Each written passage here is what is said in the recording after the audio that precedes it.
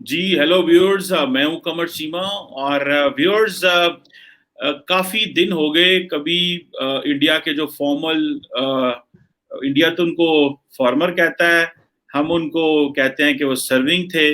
वो जो कमांडर कुलभूषण यादव साहब हैं जो पाकिस्तान के पास हैं, और उनके ऊपर कभी इंडिया ने बात ही नहीं की।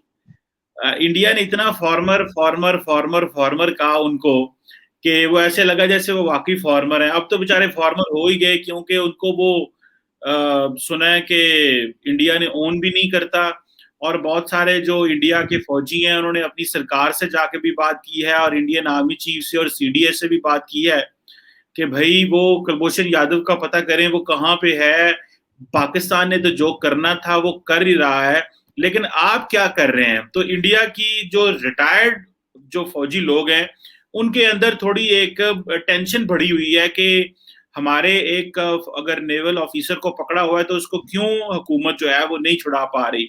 और पाकिस्तान जो है उसके हवाले से काफी कानून साजी कर रहा है ताकि हम जो बैनुल अक़वामी तौर पे जो पाकिस्तान ने अपनी कमिटमेंट्स पूरी करनी है वो कमिटमेंट्स पूरी कर सके। और अभी हाल ही में पाकिस्तान की पार्लियामेंट में नेशनल असेंबली में भी एक इस हवाले से एक बिल लाया गया था।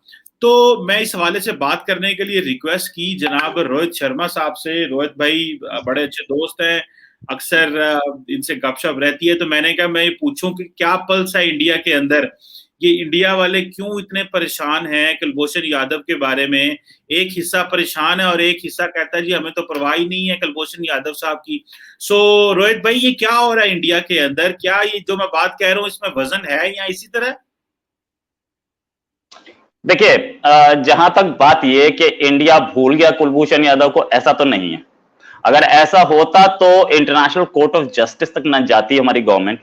और इंटरनेशनल कोर्ट ऑफ जस्टिस में भी हम लोगों ने क्या वहां पे, मतलब आप इंडिया के कमिटमेंट्स देखें अगर, तो इंटरनेशनल कोर्ट ऑफ जस्टिस में भी जाकर के हमने केस लड़ा और बहुत स्ट्रांग लड़ा। वहां पे कुलभूषण की तरफ से केस लड़ा इंडिया के सबसे बड़े लॉयर्स में से एक हरीश साल्वे ने। और हरीश साल्वे ने वो जो फीस ली थी वो 1 रुपया, वो उस समय की एक्सटर्नल अफेयर्स मिनिस्टर जो थी सुषमा स्वराज, उनकी डेथ के बाद उनकी बेटी बांसुरी स्वराज ने वो 1 रुपया उन्हें दिया। तो commitment, the kind of commitment India has, India के पास कमिटमेंट भी है और इंडियन पब्लिक के पास इन जनरल भी कमिटमेंट है। वरना हरीश साल्वे को क्या पड़ी थी? हरीश साल्वे की करोड़ों रुपए की प्रैक्टिस है साल की इंडिया में, और वो लंदन में रहते हैं, लंदन चले जाते हैं इंडिया, वहां पे भी उनके मकान है, यहाँ पे भी। इतने अमीर आदमी को, इतनी अच्छी प्रैक्टिस वाले को, जो कि इंडिया के अंदर बहुत सारे पोर्टफोलियोज होल्ड कर चुके हैं, उनको क्या मतलब था कि कुलभूषण यादव। लेकिन ये बात थी नेशनल लेवल, नेशनल इंटीग्रिटी की। तो हरीश साल्वे ने भी किया और इंडियन गवर्नमेंट ऑफ इंडिया ने भी उसमें स्टेप्स उठाए। और अभी मोर रिसेंटली, अभी 1-2 दिन पहले जो आपकी असेंबली ने ये पास किया है बिल, इस के वो दोबारा अपील कर सकते हैं। इसके लिए गवर्नमेंट ऑफ इंडिया ने ही जनवरी में बोला था कि भाई इंटरनेशनल कमिटमेंट्स हैं, आप इंटरनेशनल कमिटमेंट्स को फॉलो कीजिए। तो पाकिस्तान की तरफ से जब से वो आया था जजमेंट, तब से पाकिस्तान की तरफ से वो नहीं हुआ था। इंडिया का बार बार परसुएडिंग और ऊपर से बैक चैनल टॉक्स भी दिख रही हैं कहीं ना कहीं, क्योंकि इतनी आसानी से क्या वो इंटरनेशनल कोर्ट ऑफ जस्टिस का जो जजमेंट है वो इंस्टेंट इंप्लीमेंटेशन नहीं हुआ, बहुत परसुएशन के बाद हुआ। तो गवर्नमेंट ऑफ इंडिया और गवर्नमेंट लगी है अपने काम में, आपको होता दिखता है। जैसे कि आपको मैं एक बात बताऊं, आपके कंट्री में कराची की जो रोड बेस्ड सर्विस है, आप लाहौर में रह रहे हैं या इस्लामाबाद में रह रहे हैं, तो आपको दिखता नहीं वहां पे कि वहां सर्विस चल रही है, लेकिन वो सर्विस वाले अपना काम करते रहते हैं। वो म्युनिसिपल कमिश्नर कमीशन वाले वो अपना काम करते रहते हैं। तो वो चीजें सब अपना अपना काम करते रहते हैं, साइलेंटली करते रहते हैं, सुर्खियों में नहीं आते। सुर्खियों में अब आए जब पाकिस्तान ने रेजोल्यूशन पास किया, तो देयर इज समथिंग जो कि हो रहा है, वरना पाकिस्तान क्यों रेजोल्यूशन पास करेगा अनलेस उसको कोई परसुएट करे या कुछ है। तो देयर इज सर्टेनली गवर्नमेंट की तरफ से हो रहा है काम। और यही नहीं, अगर दोबारा जाना पड़ा इंटरनेशनल कोर्ट ऑफ जस्टिस तो गवर्नमेंट उसके लिए भी तैयार है, ऐसी खबरें थी अब। नहीं, लेकिन असल चीज तो ये है कि गवर्नमेंट ऑफ पाकिस्तान कह रही थी कि हम उनको कौंसलर एक्सेस देने को तैयार हैं। इस हवाले से ये बिल भी पास हुआ, लेकिन ना तो आप कौंसलर एक्सेस इस वक्त ले रहे हैं और ना ही आप, क्योंकि पाकिस्तान की मिलिट्री कोर्ट ने उनको सजा दी हुई है, और ना ही अब जो कुलभूषण यादव हैं वो हाई कोर्ट में अपील कर सकते हैं, वो हाई कोर्ट में अपील भी नहीं कर रहे।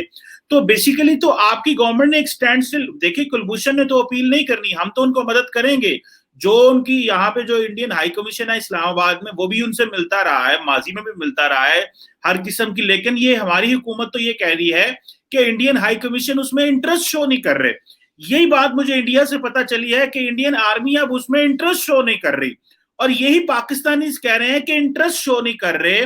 और ये मैं जो इंडिया के हवाले से बात कर रहा हूँ, ये एक्स सर्विसमैन सोसाइटी है आपकी, जिसमें मुझे पता चला कि 60-70 लाख रिटायर्ड जो लोग हैं, एक्टिव मेंबर हैं, वैसे तो उसमें करोड़ों लोग हैं सुना है, लेकिन एक्टिव मेंबर हैं। तो ये बताइएगा कि ना कौंसलर एक्सेस लेते हैं, ना हाई कोर्ट में जाके रिव्यू डालते हैं, इस तरह ये दोनों जो लीगल एवेन्यूज हैं आप कुलभूषण के लिए क्यों इस्तेमाल नहीं कर रहे? That is a point of concern for us. क्या आप भूल गए जो मतलब जासूस हुआ उसको भूल जाते हैं क्या?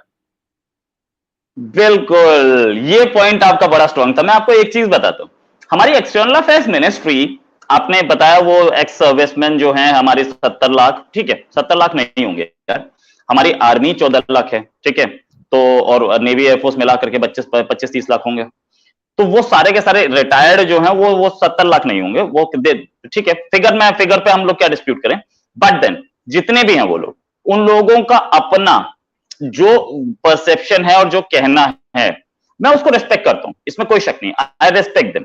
लेकिन हमारी एक्सटर्नल अफेयर्स मिनिस्टर, अगर कोई और होता हमारा एक्सटर्नल अफेयर्स मिनिस्टर, तो मैं मान लेता कि वो काम हो सकता है कि एक्सटर्नल अफेयर्स जानते नहीं है मिनिस्टर, क्योंकि हम लोगों के यहाँ हम लोग वेस्टमिनिस्टर स्टाइल डेमोक्रेसी रखते हैं, और उस वेस्टमिनिस्टर स्टाइल डेमोक्रेसी में जो इलेक्ट होके आया उसे ही आप मिनिस्टर बना सकते हैं। तो किसी आदमी को ऐसे को बना दिया गया है जो कि जानता नहीं है और बेचारा अपने नौकरशाह जो बोल रहे हैं उसकी बात सुन रहे हैं।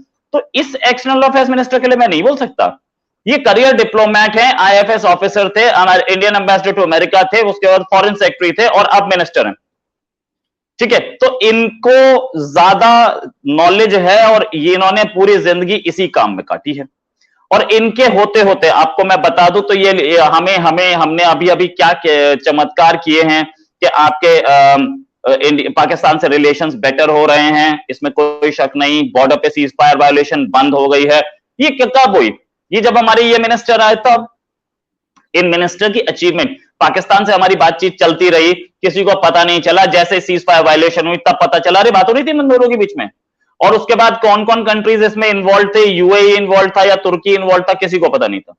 तो ये सारी चीजें हुई। अभी अभी इन्होंने एक अनशेड्यूल्ड स्टॉप लगाया यूएई में, वो भी किस लिए लगाया उस पे किसी को नहीं पता है, लेकिन लगाया। वो कुवैत टू कीनिया जा रहे थे, बीच में अनशेड्यूल्ड स्टॉप लगाया, राइट।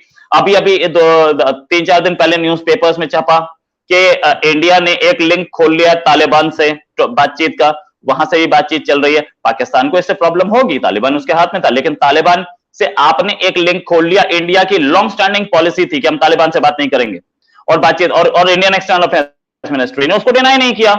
उन्होंने ये बोला कि हम अफगानिस्तान के फायदे के लिए, अफगानिस्तान में डेवलपमेंट के लिए हम किसी से भी बात कर सकते हैं। दैट मीन्स कि इनकी बातचीत चल रही है, एक्सटर्नल अफेयर्स मिनिस्ट्री उसे डिनाई नहीं कर रही है। तो ये जो काउंसलर एक्सेस जो आपने बोला कि हमें मिल गया है और हम ले नहीं रहे हैं, ये बात हमारी एक्सटर्नल अफेयर्स मिनिस्ट्री ने बहुत अच्छी तरह से सोची है, और उन्होंने बोला कि काउंसलर एक्सेस हम लेंगे अनरेस्ट्रिक्टेड। अनरेस्ट्रिक्टेड हमें दिया नहीं जा रहा, वहां कैमरे लगाए हुए हैं, अगर उस पे कैमरे में, बिल्कुल मैं आपको दिखा देता हूं, कैमरे लगे हुए हैं, आपका एक आदमी वहां बैठा होता है। जब कुलभूषण की वाइफ गई थी साथ में, तो आपने तो किसी को मिलने ही नहीं दिया। और उसके बाद जब हमारे बिल्कुल बिल्कुल बिल्कुल आपको मैं बता रहा हूं, जब आप कैमरे लगे हुए थे, वो बातचीत हो रही थी इलेक्ट्रॉनिक उससे डिवाइस से, वो डायरेक्ट बात नहीं हो रही थी। भाई कुलभूषण की वाइफ और मां से क्या प्रॉब्लम थी? उसके बाद आपको बात करता हूं, उसके बाद जो हमारे काउंसलर एक्सेस मिले हैं हमें, वो काउंसलर एक्सेस के अनरेस्ट्रिक्टेड थे। एक आदमी आपका बैठा था, वो हमें कैसे बताएगा कुलभूषण कि इन लोगों ने मुझसे मारपीट करके मेरे से स्टेटमेंट दिलवाए हैं, या ये कैसे बताएगा कि मुझे तो भैया ईरान से उठा के लाए थे, वो हमारा काउंसलर तो वापस आ जाएगा, आप उसके साथ मारपीट करेंगे उसके पीछे, फिर क्या होगा? तो इंडिया कह रहा है अनरेस्ट्रिक्टेड काउंसलर एक्सेस दीजिए, हम बात करेंगे, वो नहीं दी जा रही है हमें। जहां तक आगे अपील करने की बात है, अपील करने को जैसे ही गवर्नमेंट ऑफ इंडिया को लगेगा हम अपील करें, करना चाहें वो करेंगे, बिल्कुल करेंगे। नहीं, मैं इसमें मैं आपको कुलभूषण भाई कहने लगा था, रोहित भाई बात ये है कि जब पहली दफा कुलभूषण की वालदा और उनकी जो वाइफ आई थी, तो वो तो पाकिस्तान ने जो तस्वीरें जारी की थी वो हमें बताना जरूरी था। उसकी वजह यह कि हम बताना चाहते थे इंटरनेशनल कम्युनिटी की माहौल क्या था, कहाँ बात हुई, किस तरह बात हुई, क्योंकि हमें इस चीज का पता है कि मुलाकात के बाद आपका हाई कमीशन और जो लोग थे वो उसकी इंटरप्रिटेशन गलत करते हैं। वहां भी इंडिया बैठ के मीडिया अलहदा प्रोपेगेंडा कर रहे हैं, तो वो बताना जरूरी था कि किस माहौल में बात हुई, पहली बात। दूसरी बात, जब मसला आईसीजे में गया, वहां से वापस आया, तो वापस आके ये फैसला हुआ कि जी आईसीजे ने कहा कि हमें उनको एक्सेस देनी है, हमने इंटरनेशनल लॉ को फॉलो करता। हम चाहते, आप तो हरीश साल्वे साहब की बात करते हैं ना, 1 रुपया लिया, वो तो जो 1 रुपया लिया बेसिकली फ्रैंकली स्पीकिंग ये एक नेशनल स्टंट था। भाईजान 1 रुपया ले लो जी, मैंने तो 1 रुपया सरकार से फीस ली है, लेकिन उसके अगेंस्ट जो उन्होंने अपनी मार्केट वैल्यू बनाई वो करोड़ों रुपए की थी। उसके अगेंस्ट इंटरनेशनल लॉ के सुनिए उसके अगेंस्ट जो उन्होंने इंटरनेशनल लॉ के रिलेटेड केसेस हथियाए इंडियन से, वो जो आईसीजे में लगे होंगे वो करोड़ों रुपए डॉलर्स और यूरोस के होंगे। जरा सुनिएगा बात, वो कोई नहीं, ठीक है, देखिए आपका इंडियन सिटीजन है, करना भी चाहिए। अगर 1 रुपया लिया, 1 रुपया तो टोकन मनी देने, कौन सी उसने की, लेकिन करना भी चाहिए था, इसी तरह पेश आना चाहिए, वो एक और बात है। लेकिन जो मैं बात कर रहा हूं अभी, जो रोहित भाई, हमें भी, हमारा भी फॉरेन ऑफिस जाना आना रहता है, कभी कभी हम भी जाते हैं वहां पे, लेकिन गवर्नमेंट ने ये कहा, एक दफा जब आपके लोग आए, पहली दफा तो एक बंदा बैठा हुआ था, जब दोबारा हमने कहा कि अगर उन्होंने कहा जी नहीं इस तरह नहीं होना चाहिए, तो गवर्नमेंट ने कहा, फॉरेन ऑफिस ने कहा ठीक है, हम बिल्कुल वहां पे कोई नहीं होगा।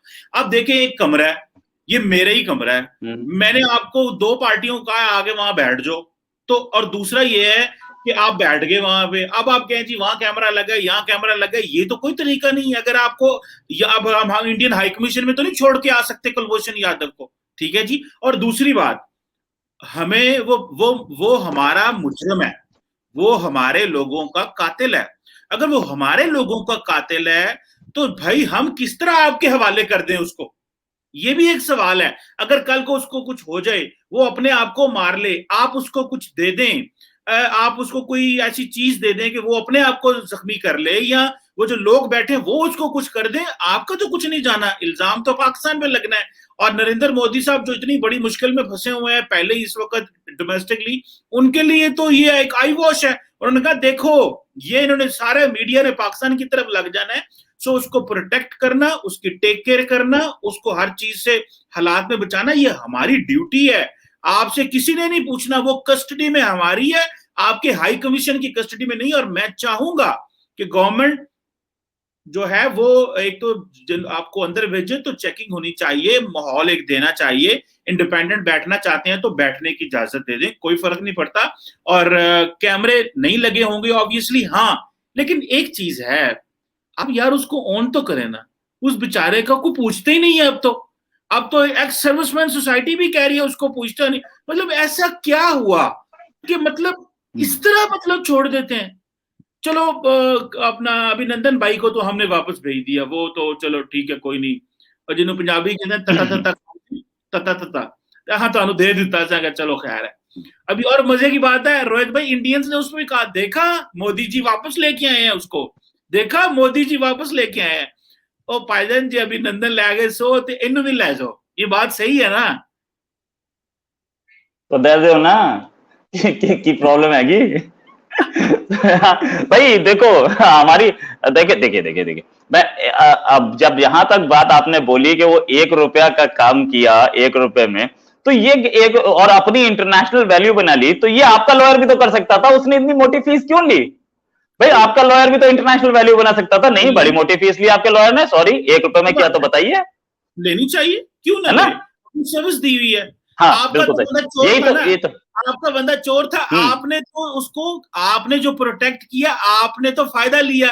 हमारा जो हमने तो उस चोर को एक्सपोज करना था, तो क्यों ना पैसे ले वो गवर्नमेंट से, अपनी सर्विसेज दे रहे हैं, सर्विसेज के पैसे होने चाहिए, ये कौन सी बात है? मैं इसके बिल्कुल अगेंस्ट हूँ। आपने अपना टाइम दिया, इन्वेस्टमेंट की, पैसे लेने चाहिए। वो अब हरीश साहब ने जो ऊपर से माल कमाया है वो तो ले देना। चले, नहीं नहीं नहीं नहीं, हरीश साल्वे ने ऊपर से माल कमाया, चलो वो मैं मान लेता हूँ। हरीश साल्वे पहले भी कम नहीं थे। हरीश साल्वे पहले भी जब वो गए थे तो वो लंदन में अपने मकान में ठहरते। इस केस से पहले भी, मैंने आपको पहले भी बता दिया, उनके फादर एनकेपी साल्वे बीसीसीआई के प्रेसिडेंट रह चुके हैं।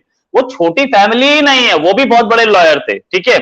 और एनकेपी साल्वे इंडिया के बहुत बड़े आदमी थे। और हरीश साल्वे खुद एक एस्टैब्लिश लॉयर है, वो लंदन में भी केस लड़ते रहे हैं।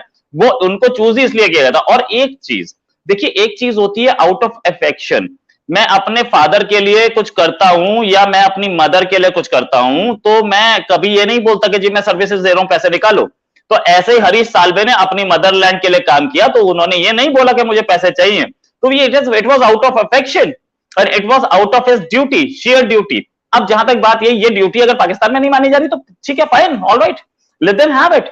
अब जहां तक बात आई कि आपने बोला कि जी हमने कुलभूषण छोड़ दिया, आपको आप कह रहे हैं कि उसको हमारा हमारा काउंसलर जाके उसको कुछ ऐसी चीज दे दे कि वो अपने आप को हार्म कर ले। तो ये आप कोई एहसान नहीं कर रहे हैं काउंसलर एक्सेस देके, ये जिनेवा कन्वेंशन के अंडर आता है। और जिनेवा कन्वेंशन के अंडर आता है भाई साहब काउंसलर एक्सेस। मैं आपको जिनेवा कन्वेंशन के रूल्स बता देता हूं, ठीक है। अब जिनेवा कन्वेंशन के अंडर आपको एक्सेस देना जरूरी है, जो आपने नहीं दी थी। इंटरनेशनल कोर्ट ऑफ जस्टिस ने बोला दीजिए, तब आपने दी, उसमें भी अनरेस्ट्रिक्टेड नहीं थी। और जिनेवा कन्वेंशन में ही लिखा है कि अनरेस्ट्रिक्टेड रहेगी। अनरेस्ट्रिक्टेड जिनेवा कन्वेंशन में लिखा है, तो आप क्यों नहीं देंगे? ये जिनेवा कन्वेंशन के तहत ही केस लड़ा गया था इंटरनेशनल कोर्ट ऑफ जस्टिस में। और इंटरनेशनल कोर्ट ऑफ जस्टिस में जो जजमेंट आया कि जी दीजिए, उसके बाद भी हमें अनरेस्ट्रिक्टेड नहीं दी गई। आप जो अंदर जा रहा है उसकी आप चेकिंग कर सकते हैं। आप चेकिंग करके और उसके बाद आप उसको सामने जाइए, आप थोड़ा सा दूर बैठिए, आप उसको उन दोनों को आपस में बात करने दीजिए। क्या प्रॉब्लम है? कोई जहर दे देगा उसको, वो साइनाइड दे देगा, क्या कर लेगा? ऐसे नहीं हो सकता ना, ऐसे नहीं हो सकता ना। मतलब आप लोग, मतलब हमारे ये अनरिस्ट्रिक्टेड काउंसलर एक्सेस पूरी वर्ल्ड में दी जाती है। पूरी वर्ल्ड में जितने स्पाइस पकड़े गए अमेरिका में, यूएसएसआर के या रशिया के या चाइना के, सबको दी गई। या अमेरिका के स्पाइस दूसरे कंट्रीज में सबको दी गई। आप वो क्लेम करते हैं कि ये भी स्पाई था, और अगर ये स्पाई था तो इसको भी वो एक्सेस मिलनी चाहिए थी, जो अब तक नहीं दी। अब आते हैं उसकी मैडम के बारे में, उसकी वाइफ और मदर के बारे में। भाई वाइफ और मदर से क्या प्रॉब्लम? आपने तो उसको दूर कर दिया। वाइफ और मदर भी आप बोल दीजिए साइनाइड लेके जा रही थी, ठीक है। अब वाइफ और मदर के अगर अलग ही थी तो एक कमरे में सामने सामने बिठा के बात की जा सकती थी। बीच में शीशा लगा था, शीशे के उस साइड ये, इस साइड वो, आपके अपने आदमी वहां खड़े थे, फोन के थ्रू बात हो रही थी, ऊपर से कैमरे लगे थे। अरे भाई ऐसा क्या है? इतना क्या था एक्सेस? आपके यहां से तो कोई एक्सेस लेने आया नहीं। अजमल कसाब की, भाई हमारे यहाँ एक आदमी जिसको आप अबडक्ट करके ईरान से लाए, और आपने बोला कि चलो ठीक है फाइन, हम इसे काउंसलर एक्सेस देंगे, तो देना चाहिए था, दिया नहीं गया। उसके बाद भी आपने कैमरे लगा के एक्सेस दिया। तो कुलभूषण कैसे बताए कि उसको क्या क्या बात हुई है उसकी, कैसे उसके साथ एक्सेस हुई है, कैसे उसको मारा पीटा गया है, कैसे उसके साथ टॉर्चर हुआ है, और वो क्या बताए कि कहां से उसको किसने उठवाया है? वो बता ही नहीं सकता। आप उसको फिर मारेंगे पकड़ के? उसको अपनी जान की परवाह है कि नहीं? दो बातें हैं इसमें, दो बातें हैं। देखिए, पाकिस्तान और भारत के दरमियान एक 2007 में एग्रीमेंट हुआ था, और वो ये हुआ था कि अगर दोनों ममालिक के कोई ऐसे लोग पकड़े जाएं जो आर्मी के लोग हों, लॉ इन्फोर्समेंट के लोग हों, और वो स्पाइंग करते पकड़े जाएं, तो उनको आप जो Vienna convention on consular affairs है उसके तहत ट्रीट नहीं करेंगे। उनको हम एक दूसरे को वापस नहीं देंगे। ये हमारी और आपकी 2007 का एक एग्रीमेंट है। आप चाहे तो इसको चेक कर लीजिएगा, ये मैं नहीं कह रहा। ये हमने आईसीजे में पेश भी किया था कि इस बंदे को हमने पकड़ा है और इस एग्रीमेंट के तहत पकड़ा, लिहाजा ये हमारा अपना बायलैटरल एग्रीमेंट है, तो और दूसरा ये हम इसको नहीं करेंगे। लेकिन फिर भी आईसीजे ने कहा तो हमने ह्यूमैनिटेरियन ग्राउंड्स पे कर दिया, एक बात। दूसरा, ये जो पॉइंट है अपना रोहित भाई, ईरान से पकड़ा, आप बार बार ये कहते हैं। क्या आपने ईरान के साथ कोई प्रोटेस्ट लॉन्च किया? क्या ईरान के अंदर आपने कोई फर्स्ट इंफॉर्मेशन रिपोर्ट की कि हमारा सिटीजन गायब है, हमें हमारा सिटीजन पता करके दें? क्या ईरान के अंदर आपने किसी किस्म की कोई लीगल कार्रवाई वहां की कोर्ट में जाके की? आपका बंदा जो वहां पे बिजनेस, मुबारक हुसैन पटेल अल मारूफ कुलभूषण यादव भाई, वहां पे जो बिजनेस कर रहे थे, वहां वैसे उसका नाम कुलभूषण यादव है, आपने, और जो पासपोर्ट हमारे पास है उसमें मुबारक हुसैन पटेल है, ठीक है? तो उनको आपने कुछ कहा ना, आपने ईरानियों को कुछ कहा? आपने देखिए, आपने जो बंदा ईरान से अगवा किया है, तो आप जाए ना ईरान, उनसे कहें कि जो हमारा बंदा दे में आपके मुल्क से अगवा हुआ है। आपने एक भी ऑफिशियल प्रोटेस्ट, एक भी ऑफिशियल चीज उनसे शेयर नहीं की, एक दफा भी। उसके पास ईरान का वीजा था, ईरान के अंदर स्टैंप होके जब वो आया है, तो रोहित भाई, बनता तो यही था ना कि आप ईरान से मांगते अपना बंदा, ना कि पाकिस्तान से मांगते। ईरान से आपने कुछ मांगा नहीं है, हमसे कहते हैं हमारा बंदा दे दो। और दूसरा पॉइंट मैंने वैसे बता दिया कि 2007 का हमारा एग्रीमेंट है, सो आईसीजे पे बाइंडिंग नहीं था। हम तो इस केस को इंटरनेशनलाइज करने के लिए आईसीजे में गए थे, और यही हम उसमें कामयाब हो। हम तो लंबा करने गए थे, इंटरनेशनलाइज करने के लिए, वरना हम चाहते तो अच्छा, वहां भी। ये तो चीज थी जी। आईसीजे में गया कौन था? आप गए थे, हम गए थे? तो इंटरनेशनलाइज तो इंडिया ने किया, केस तो हमने डाला था यार। अच्छा, जहां तक बात ये है, यार केस हमने डाला था, सॉरी। अच्छा, जहां तक बात ये, वो 2007 का अकॉर्ड, बड़ी अच्छी बात है कि आपने 2007 के अकॉर्ड की बात की, लेकिन 2007 का अकॉर्ड बोलता क्या है? वो क्या ये बोलता है कि एक साइड क्लेम करे कि ये स्पाई था और दूसरी साइड क्लेम करे कि हमारा आदमी अबडक्ट हुआ है, तो हम मान लेंगे, दोनों के दोनों मान लेंगे कि स्पाई था? तो आप ऐसे, तो सार्क की मीटिंग आने वाली होगी, आने दो ये इमरान खान को इंडिया, हम बताते हैं कि कौन सी स्पाइंग कर रहे थे, अरेस्ट कर लेंगे, और फिर उसके बाद काउंसलर एक्सेस भी नहीं देंगे। बताइए, ऐसे आप तैयार हैं इस चीज के लिए? ऐसे थोड़ी होता है यार। अब हम लोग क्लेम कर रहे हैं कि आप अबडक्ट करके लाए, और दूसरी बात, हमने ईरान से कंप्लेंट नहीं की यार, आईसीजी हम चले गए, इंटरनेशनल कोर्ट ऑफ जस्टिस हम चले गए, हमें पता है, हमारी ईरान से हमें पता है कि वो कहां है, कौन अबडक्ट करके लाया है। अब ईरान को हम बोले क्या जब आप उठा लाए? तो आपसे तो हमारी ईरान से भी बातचीत चल रही है, हमारी अच्छी दोस्ती है, लेकिन वहां पे प्रोटेस्ट लॉन्च करके कोई फायदा नहीं, हम इंटरनेशनल कोर्ट ऑफ जस्टिस तक चले गए। भाई ये 2007 के जो मुआहदे हैं, जो ये जो आप जो एग्रीमेंट की बात कर रहे हैं, ये तब होते हैं जब भाई स्पाइंग करता हुआ एक आदमी पकड़ा गया और उसको दोनों कंट्री मान रहे हैं कि भैया स्पाइंग कर रहा था, चलो ठीक है, तब आप रख लीजिए, कोई प्रॉब्लम नहीं है। एक आदमी को अबडक्ट करके उठा लाए, हम लोग तो क्लेम ये कर रहे हैं ना, और इंटरनेशनल कोर्ट ऑफ जस्टिस मान रहा है कि भैया इसको काउंसलर एक्सेस दीजिए, आपका अपना जो होगा इंटरनेशनल लॉ आपके अपने पर्सनल मुआहदों से ज्यादा ऊपर होता है, राइट? तो ये चीज है, ये एक्सप्लेनेशंस बहुत सारे दिए जा सकते हैं, ठीक है? अब आपके शाह महमूद कुरैशी इंडिया आए बात करने के लिए, कोई बहुत बड़ा काम है ये बताना कि यहां से स्पाइंग कर रहे थे? पकड़ लो, अरेस्ट कर लो, और अरेस्ट करके उनके साथ चार सैटेलाइट मोबाइल रखो उनके पास कि ये रहे जी, स्पाइंग कर रहे थे। फिर उसके बाद आप बोल देंगे कि रख लो, हम तो काउंसलर एक्सेस नहीं मांगते। कैसी बात कर रहे हो यार, ऐसा थोड़ी होता है भाई, इट इज राइट। बोलिए। मैं रोहित साहब, देखें, आप शाह महमूद कुरैशी को कुलभूषण से मिला रहे हैं, कुछ तो ख्याल करें। नहीं मिला नहीं ना। सुने, वो अब देखिए, शाह महमूद कुरैशी फॉरेन मिनिस्टर है, आपके कोई फॉरेन मिनिस्टर है, उसको हम रख सकते हैं? इस तरह नहीं, ऑब्वियसली भाई सरकार, हम तो किसी आपकी एम्बेसी के बंदे को नहीं रख सकते, क्योंकि हमारे मुआहदे हैं ना, रिस्पॉन्सिबल मुल्क होने के नाते हमें एक दूसरे के को के, आप लोग हमारे वहाँ डिप्लोमेट्स को बड़ा तंग करते हैं, चले कोई नहीं, वो बनता है, क्योंकि वो आप क्या नहीं होते, आप क्या नहीं होते? 3rd डिग्री टॉर्चर दिया गया था मित्तल को, वो हमारे यहाँ के जो एम्बेसी में थे, 3rd डिग्री टॉर्चर दिया गया था इलेक्ट्रिक करंट से। नहीं, मैंने वो देखा हुआ है, मैंने उनकी गाड़ी और नंबर प्लेट में किसी जगह गया था, मैंने देखी थी, लगी हुई है बड़े सुनहरी रूफ में, और बड़ी सी तस्वीर बना के जो वो वायलेशन वगैरह कर रहे थे। खैर, anyway, I won't go in that. अच्छा, मैं जो चीज इंपॉर्टेंट है ना रोहित भाई, वो है इंटरनेशनल लॉ और हमारा बुनियादी जो लॉ है, क्योंकि हम चाइना सीपैक की इन्वेस्टमेंट थी बलोचिस्तान में, तो हमारे लिए कुलभूषण की बहुत बड़ी वैल्यू है। और आपको याद होगा कि हमने ईरान के साथ भी ताल्लुकात अपने खराब कर लिए कि ईरानी सदर पाकिस्तान था, और हमने कुलभूषण का कह दिया कि जी ये कुलभूषण जो है ईरान से आया और बलूचिस्तान में आया, और हमने किया है। सो लास्ट में जो आपसे कमेंट लेना चाह रहा हूँ, जनरल पब्लिक, जो इंडिया की जनरल पब्लिक है, उनका पॉइंट ऑफ व्यू क्या है कि क्या नरेंद्र मोदी साहब कुलभूषण को लेके आ सकते हैं या नहीं लेके आ सकते, या जो मैंने सवाल किया है कि नरेंद्र मोदी साहब भूल गए हैं, या कि एक वक्त आएगा कि जब इलेक्शन के करीब होंगे तो नरेंद्र मोदी साहब कुछ लोगों को, मीडिया को कह के फिर एक छुरछुरी छोड़ेंगे और कुलभूषण का केस एक्टिव करके नेशनलिज्म प्रमोट करके टका लगा के जनाब तो चलो जी पाकिस्तान पाकिस्तान और फौज फौज और जनाब बल्ले बल्ले करके तो इलेक्शन जीतने की तैयारी करेंगे। क्या इस तरह के 2-3 सिनेरियोस में कोई सिचुएशन है?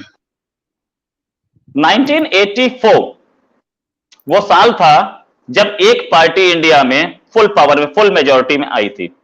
उसके बाद कोई पार्टी फुल पावर में, फुल मेजॉरिटी में आई है तो वो है नरेंद्र मोदी। कब? 2014 में, राइट।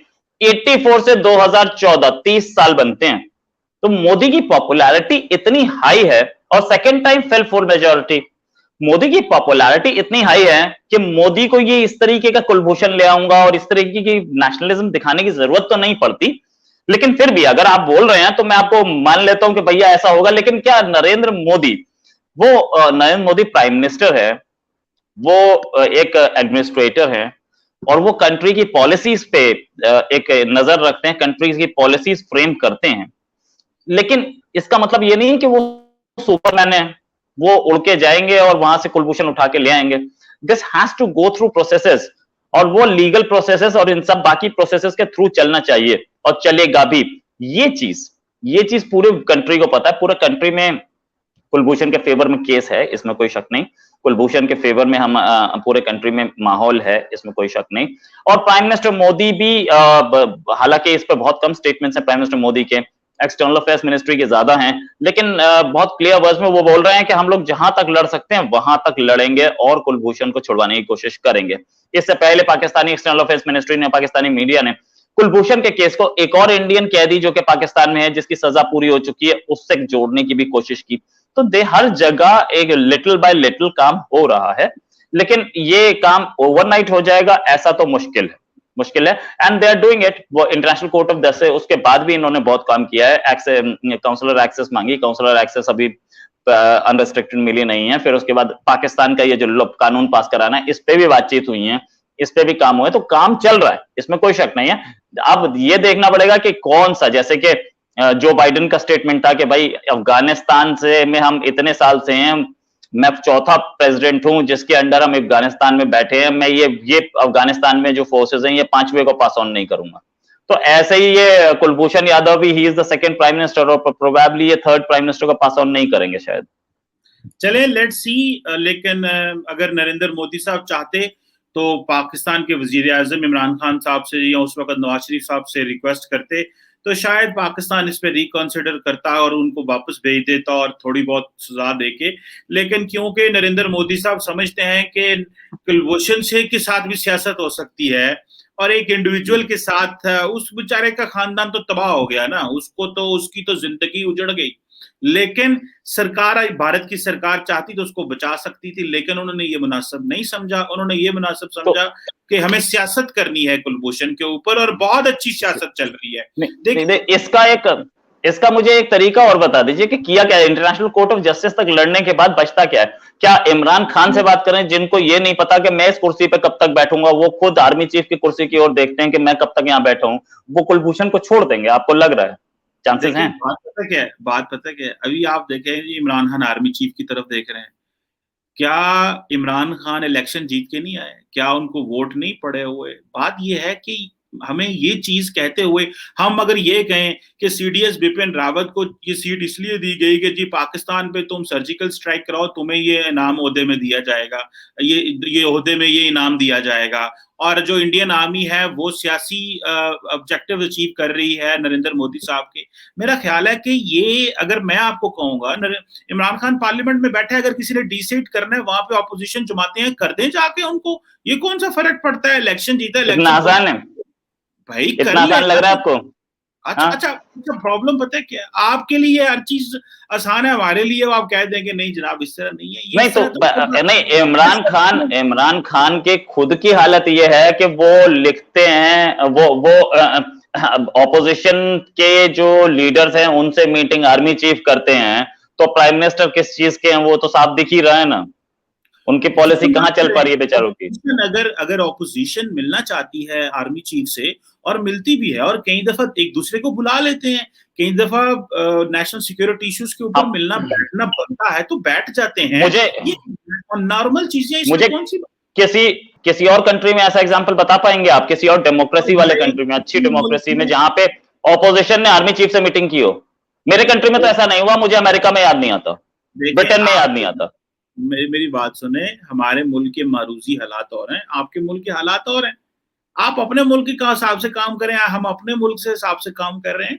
सो ये इस बात को छोड़ें। लेकिन आखिरी पॉइंट, प्लीज कुलभूषण को इंडियन समझें, उसकी रिहाई के लिए काम करें, और उसकी बेगम और उसकी वाइफ और उसकी फैमिली को सुकून पहुंचाएं, ना कि आप अपनी सियासत करें। मेरा ये इंडियंस के लिए और आपकी सरकार के लिए एक बहुत मोहब्बत वाला पैगाम है। अगर मैं नरेंद्र मोदी साहब की जगह होता, भारत का वजीर आजम, तो यकीन करके मानिए, अगर मुझे पाकिस्तान आके भी कुलभूषण यादव समेत तमाम लोगों को जो यहाँ पे कैद हैं लेके जाना पड़ता, तो मैं वेट ना करता, मैं फोन करता, इमरान खान साहब मैं आ रहा हूं, मेरी ये हेल्प आउट करें और आए चीजों को बेहतर करें। लेकिन हमारी ईगो बहुत बड़ी है और हम अब इन लोगों के ऊपर सियासत करना चाहते हैं, जो कि नहीं करनी चाहिए। उम्मीद है आप मेरे इस पॉइंट से तो एग्री करते होंगे कि हमारे सियासतदानों को नेशनल सिक्योरिटी के ऊपर सियासत नहीं करनी चाहिए, बाकी हाँ अपने मुल्कों में सियासत करनी चाहिए।